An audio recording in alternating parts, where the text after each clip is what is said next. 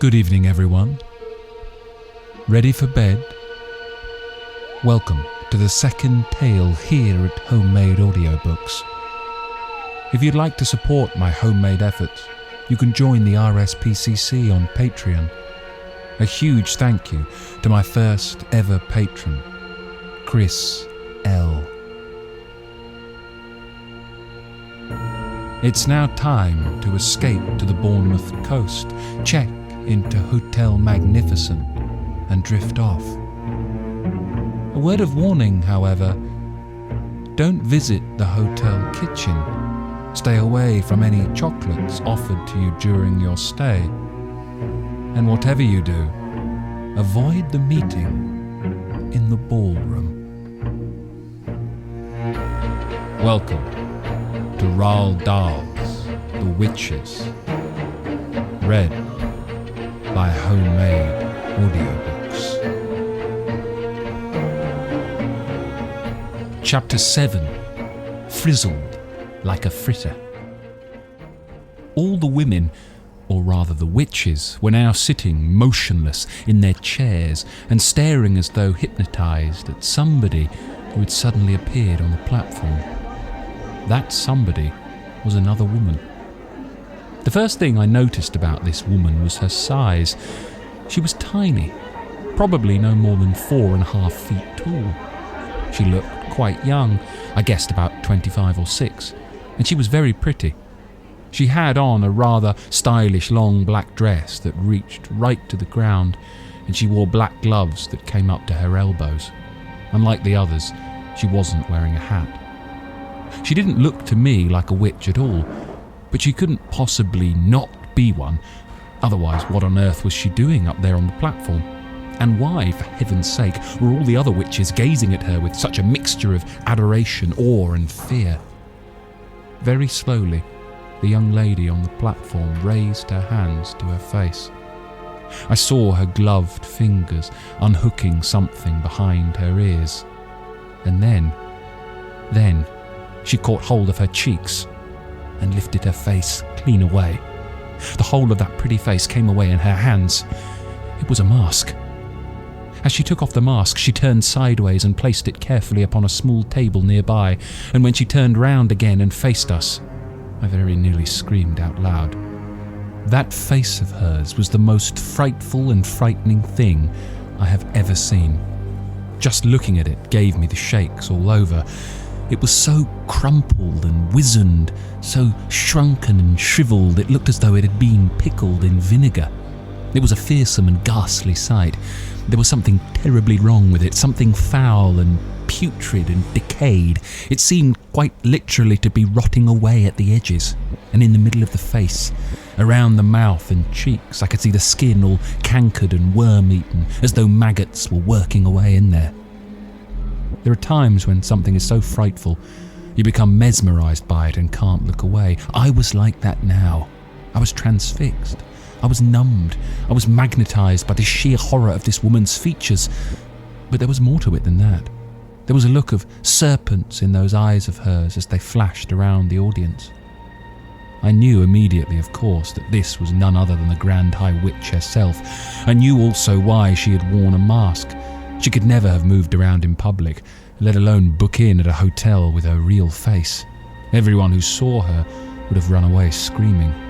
"The doors!" shouted the Grand High Witch in a voice that filled the room and bounced around the walls. "Are they chained and bolted?" "The doors are chained and bolted, your grandness," answered a voice in the audience. The brilliant snake's eyes that were set so deep in that dreadful, rotting, worm-eaten face glared unblinkingly at the witches who sat facing her. "You may remove your gloves," she shouted. Her voice, I noticed, had that same hard, metallic quality as the voice of the witch I'd met under the conker tree, only it was far louder and much, much harsher. It rasped, it grated, it snarled, it scraped, it shrieked, and it growled. Everyone in the room was peeling off her gloves. I was watching the hands of those in the back now. I wanted very much to see what their fingers looked like and whether my grandmother had been right. "Ah, yes, I could see several of them now. I could see the brown claws curving over the tips of the fingers.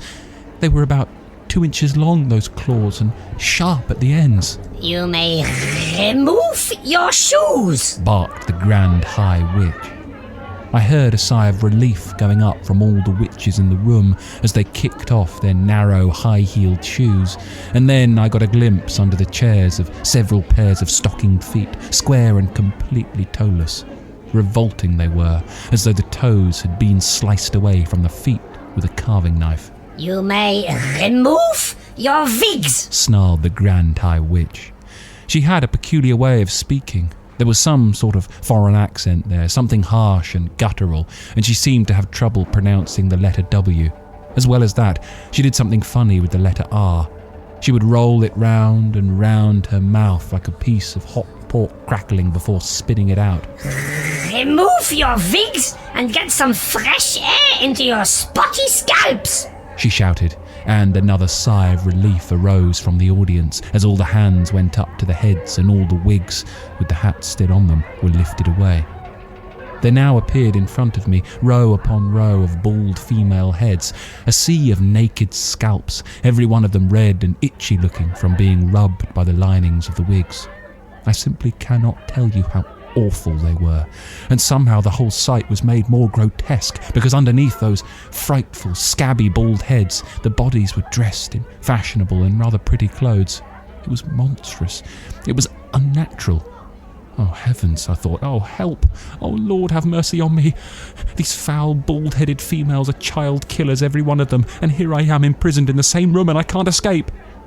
At that point, a new and doubly horrifying thought struck me.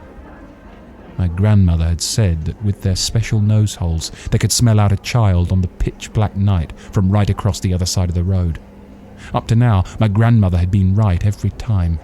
It seemed a certainty, therefore, that one of the witches in the back row was going to sniff me out at any moment, and then the yell of dogs' droppings would go up all over the room and I would be cornered like a rat. I knelt on the carpet behind the screen, hardly daring to breathe. Then suddenly, I remembered another very important thing my grandmother had told me. The dirtier you are, she had said, the harder it is for a witch to smell you out. How long since I'd last had a bath? Not for ages. I had my own room in the hotel and my grandmother never bothered with silly things like that. Come to think of it, I don't believe I'd had a bath since we'd arrived. When had I last washed my hands or face? Certainly not this morning. Not yesterday either. I glanced down at my hands. They were covered with smudge and mud and goodness knows what else besides. So perhaps I had a chance after all. The stink waves couldn't possibly get out through all that dirt. Witches of England, shouted the Grand High Witch. She herself, I noticed, had not taken off either her wig or her gloves or her shoes. Witches of England, she yelled.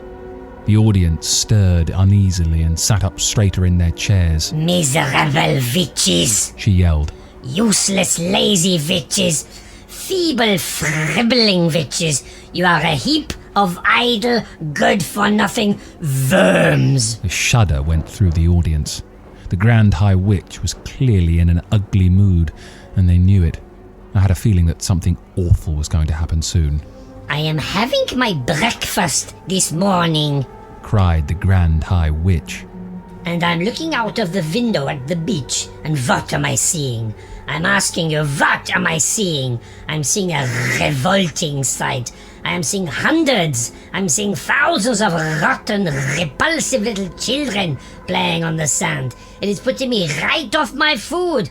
Why have you not got rid of them? She screamed. Why have you not rubbed them all out, these filthy, smelly children? With each word she spoke, flecks of pale blue phlegm shot from her mouth like little bullets. I am asking you why! Nobody answered her question. Children smell! She screamed.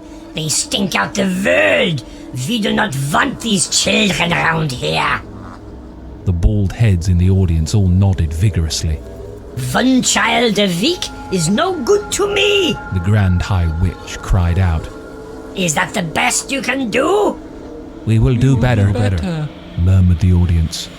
We will do much better. Better is no good either, shrieked the Grand High Witch. I demand maximum results. So here are my orders. My orders are that every single child in this country shall be rubbed out, squashed, squirted, squitted, and frittered before I come here again in 1 year's time. Do I make myself clear? A great gasp went up from the audience.